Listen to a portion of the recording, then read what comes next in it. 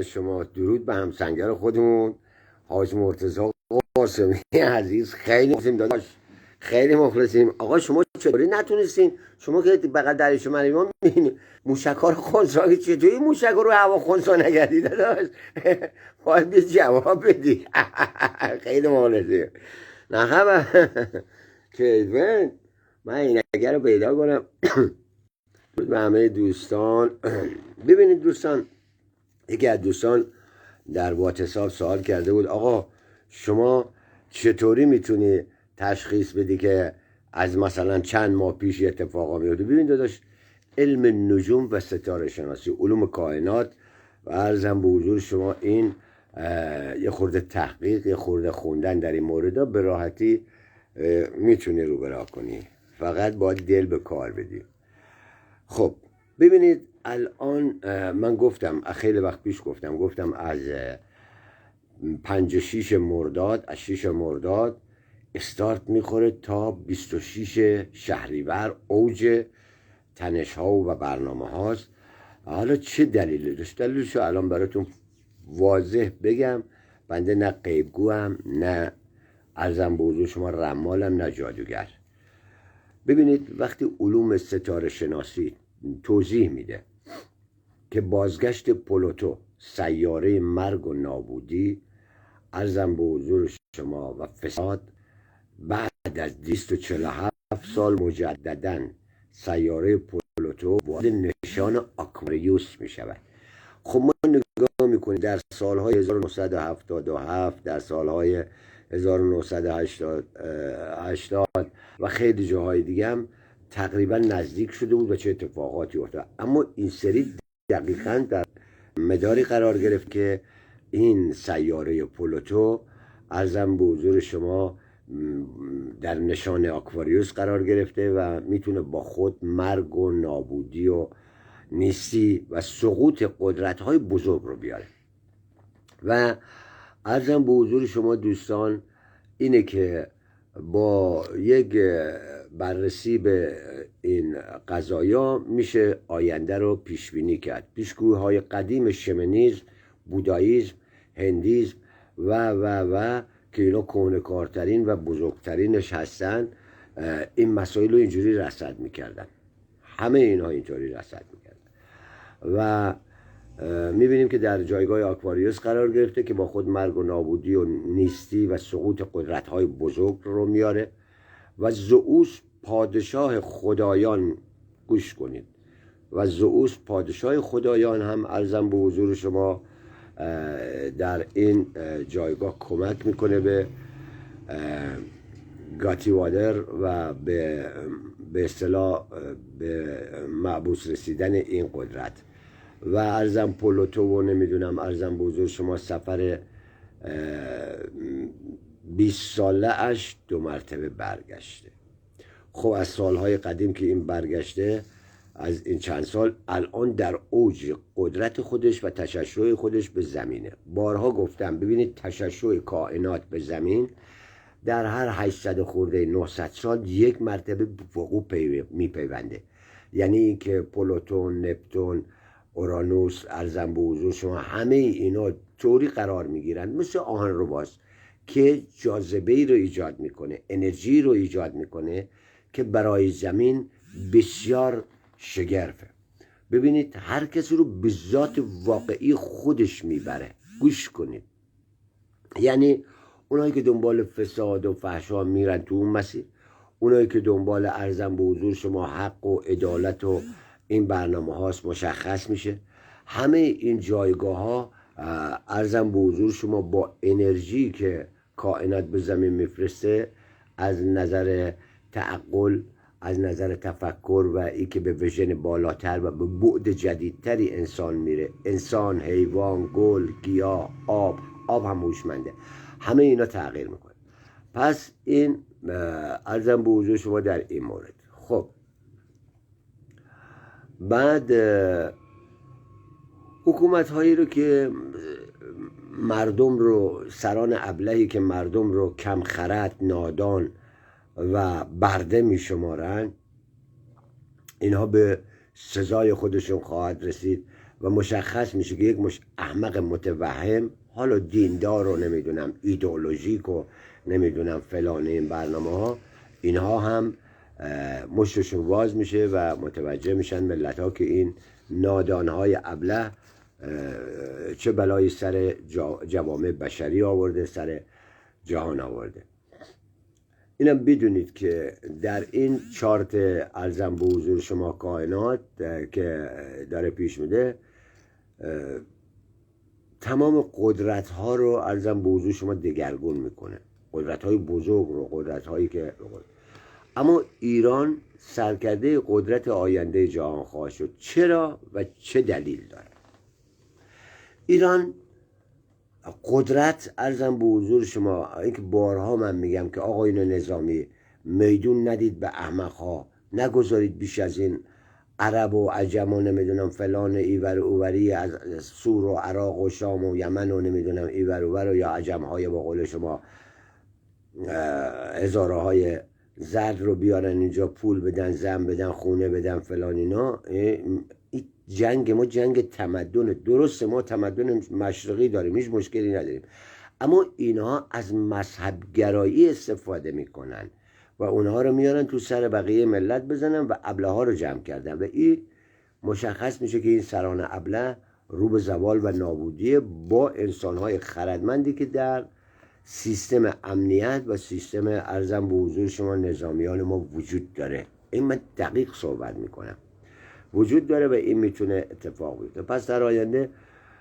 قدرت جهان تغییر خواهد کرد و ارزم و توازن و ببینید تمام نوآوران، نوابغ، اینها به سر کار خواهند اومد بعد از این موضوعات. البته تلاش میکنه سیاهی و تباهی مثل مجتبی خامنه ای و جلیلی و دار دسته، یعنی مجتبی خامنه ای و جلیلی و حجتی و مهدوی و مؤتلفه، درست داعش و نمیدونم بoko حرام و فلان و هر چی که شما فکر بکنی از اونا پسته و رسته، اینا به وجود آوردن.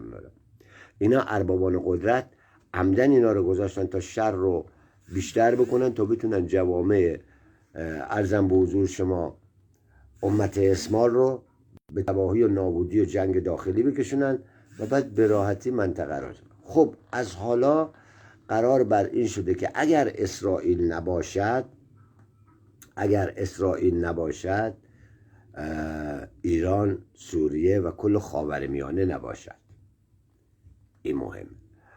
پس با قدرت وارد کار شدن، با ارزم به حضور شما تکنولوژی های جدید، ارزم به حضور شما ماهواره های جاسوسی و فلان و این برنامه ها تا ریس پهپاد ها و تا تمام تکنولوژی و چیزهایی رو که در دست دارن رو در خدمت میگیرن برای نابودی که ارزم به حضور شما خودشون رو نجات. نمیخوام بگم فقط جمهوری شیطانی تباهی و سیاسی است، درود بر شما، فقط جمهوری نه، تباهی و سیاسی کل ادیان ابراهیم دیوونه است. این خاطر جمع باشید. ما سالهای سال فکر میکردیم که آقا این ادیان ابراهیم دیوونه ما را هدایت ما، بله قرار بوده ادیان بیاید برای هدایت بشر، اما ما تا جایی که تاریخ خوندیم همه اینا رو زیر رو کردیم، هیچ کدوم از اینا از زبان خدا نبوده، همه از زبان شیطان بوده. اصلا شاید هم شیطان با اینا صحبت میکرده که این وضع اوضاعشون شده. و اینه که این اتفاقات میفته و بسیاری از قدرت ها زیر رو خواهد شد و باز 2 مرتبه نوآوران، نابغه ها به سر کار خواهند اومد و این برنامه میسر نمی شود مگر با نظامیان و ارزم به حضور شما نوابغ و آدم های میان پرست. هیچ راه دیگه نداره. تغییر آب و هوا باعث قحطی و خشکسالی میشه. چطور؟ ببینید وقتی که در الان داره محصول به دست میاد، یک دفعه رعد برق میزنه، بارون میاد، تمام گندم سبز میشه، دیگه به درد نمیخوره. پس گندم 1 سال رفته. پس این درست تصور کرده علوم کائنات و باعث نابودی محصولات میشود و میریم به سمت قحطی و فلان و اتفاقات جدیدتری هم در راه خواهد بود. اینا پروژه دارن به نام پروژه نور آبی، پروژه فلان، اسبا نمیدونم شمشیر امام زمان و نمیدونم با عصای موسی و با نمیدونم مسیح با صلیبش اینا میارن تا بتونن باز جامعه ابله رو جذب کنن و باز ادامه مسیر بیاد. تمام شد. خدایان گذشته سقوط میکنن. خدای خرد، خدای حقیقی، ما در کل جهان یه خدا داریم. این که من با برنامه اینا مخالفت میکنم، میگم آقا هم یهودیان اورشلیم و اون که به دنبال جهان تق قطبی هستن با اونا مخالفیم، هم با کمونیست حرامزاده‌ای که جایگزین ملکه مادر انگلیس شده و خرسواری از مسلمان ها میکنه پوتین، با اون.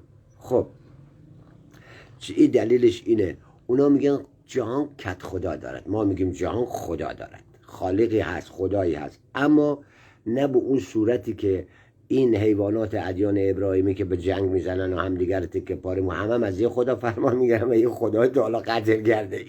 این دادگاه الهه باید برای این تشکیل بدیم، خدا شاهده. این بیاد اول ثابت کنه خداست، ما هم ثابت میکنیم خدای ما خدای خوبیه، ما ثابت میکنیم. که عرضم به حضور شما اینا میگن جهان کت خدا داره، ما میگیم جهان خدا داره و باید خدای خرد، خدای عرضم به حضور شما نوابق و عرضم به حضور شما انسانهای شریف و انسانهای کاربلد و به درد بخور باید بیاد و قدرت جهان رو داره پایه‌ها ریخته میشه.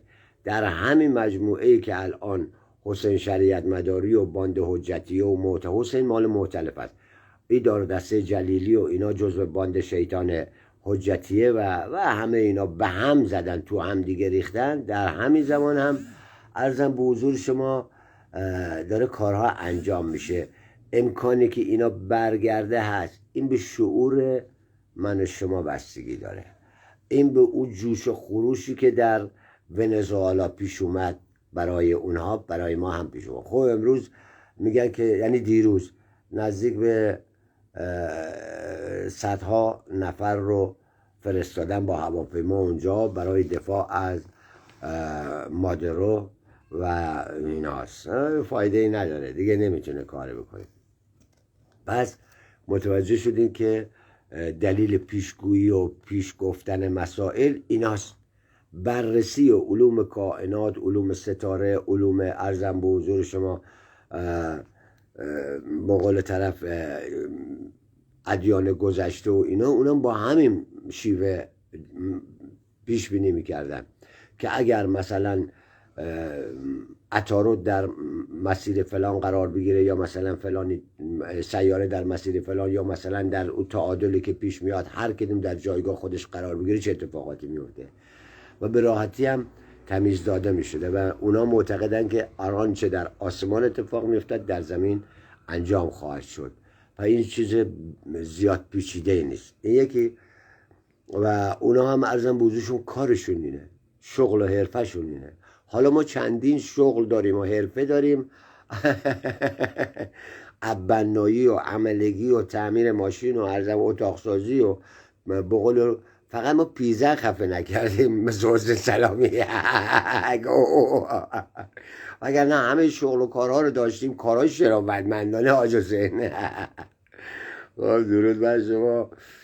بریم تا به قول طرف هوا داره گرم میشه و به قول بنده خودمون داریم تو حالت خفگی داریم. به خاطر شما گفتیم که آقا یه خورده به خودت برس، لاغت تو دهن پاروپوراهای حزب اللهی حزب الشیطان بزنین که یه تصویر جدید بده، ریشا رو بزنیم زدیم و عرضم به حضور شما گفتیم که منیش من درد بزن.